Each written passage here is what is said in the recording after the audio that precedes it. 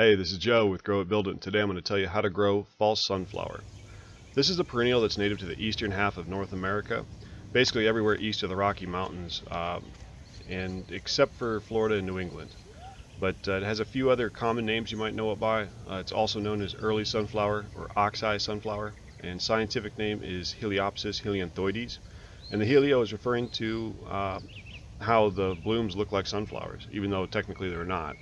In this case, the disc and the petals will make seeds, whereas with true sunflowers, that's not the case. But everything else about it's similar to like a perennial sunflower. It's supposedly a short-lived perennial, but we'll talk about that later. But I mean, basically, this is a flower that really you ought to grow. The bloom duration on this is up to 3 months. I mean, they start blooming in early June for me, and they don't stop until the end of September. Now the super bloom is going to happen, for the first 2 months of it, where it's just a wall of yellow. But this is such a long blooming perennial, and when it starts to bud out in the spring, I kind of get excited because the young blooms on this are like works of art. They're just exquisite. Um, I don't know. They're clean, they're crisp, and the color just pops against the night. It almost feels like this should be in like National Geographic magazine and not my backyard sometimes. Um, After I put my kids to bed at night, you could come out and the lighting right after sunset these things just glow against the foliage. I mean, there's no filters on this. It's whatever my phone was doing. I just use autophoto most of the time, but just a really cool, beautiful flower to grow. So how do we grow it? Well, if you want to get the most out of it, it's going to want to be in full sun, but you can grow it in a slightly shaded area as well, as long as it gets a few hours of sun. Um, it likes medium moisture to medium dry soil, so it's very adaptable. It can grow in nice black soil, it can grow in bad clay, it can grow in slightly sandy soil, poor soil. I'm proof of that. I have poor soil, and obviously I have no problem growing this. They're going to get around 3 to 6 feet tall, and that's depending on the conditions, and you want to space your plants 2 to 4 feet apart. But this is an excellent flower to have if you like to have cut flowers. So if you want to cut flowers off and stuff them into a vase to give to your girlfriend or your mom, this is a good one to have. There's an arrangement my wife put together a year or two ago. It's just an all-around great plant. And the long bloom duration also lends itself to be very attractive to pollinators, particularly bees.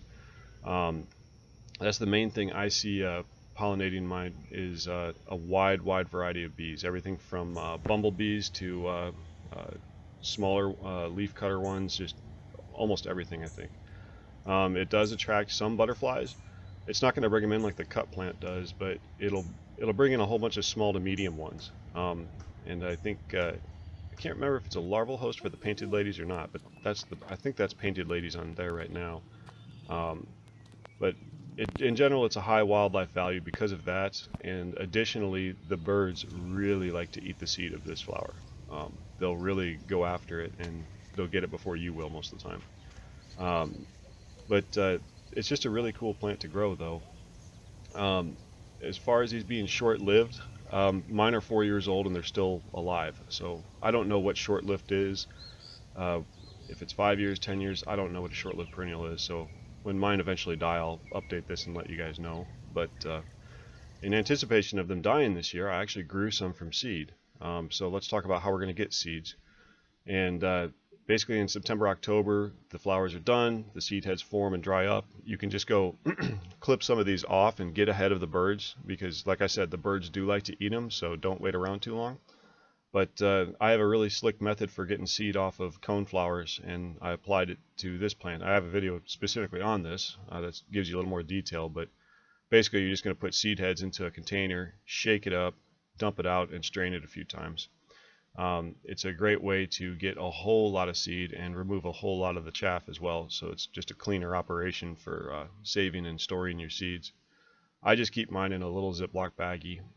This is after thoroughly drying them, but I'll put cards in the right. You can watch those videos if you want all the details on that. But anyways, there's a picture of how big they are relative to a pencil.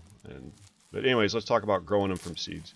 So the planting depth on these is about 1/4 inch deep. That's 6 millimeters. And it's I always go a little on the shallow side, so I try to keep it that. I've seen other references where they say you should go a ½ inch deep, which seems too deep to me, but anyways, I plant them a ¼ inch deep and I have no problems. It needs to be winter sown or have a 30-day cold moist treatment, so I'll put a card up to the right. If it's in the summer and you're watching this and you want to grow them, click on the top right because you're going to have to stratify these using the fridge to get them to germinate. But plant your seeds a ¼ inch deep, pack them in, water them in, and come spring or whenever, they're going to turn into seedlings. And obviously I thought I had old seed. Well, not really. I mean, it was very viable old seed, I'll put it that way. I had huge germination, but note the opposite leaves on the seedlings, so that they're like paired together, opposite leaves. That's what you want to look for. Now, this is a picture of plants that are only in their second year. So I transplanted them out to the garden the previous August, and this is July. So the second year, they're full size and ready to go. Here's what they look like when they're coming out of dormancy in spring. This is probably, I don't know, a month after they started to push up, but again, note the opposite leaves, and they've got like a kind of a serrated sawtooth edge on the leaf. So that's another way to identify them. But they're pretty easy to figure out what it is when they're coming up without blooms. Now, one thing I want you to note here, this is like the 4th year of these plants' life. Note that there aren't any volunteer seedlings in between the plants. All these little clumps are false sunflowers there. But there's just not, like, I mean, there are some volunteer seedlings, but that's actually of cut plant, not false sunflower. We saw how much seed this produced. I was kind of worried that I would be pulling 1 million seedlings every spring, and that really just hasn't happened. So it looks like the birds are really cleaning them up and eating most of the seed rather than having it fall to the ground. But something else I want to talk about is when these things get really tall, when all the blooms open up, they get kind of top heavy and they're going to flop over, or they may flop over. So you may have to stake them to hold them up.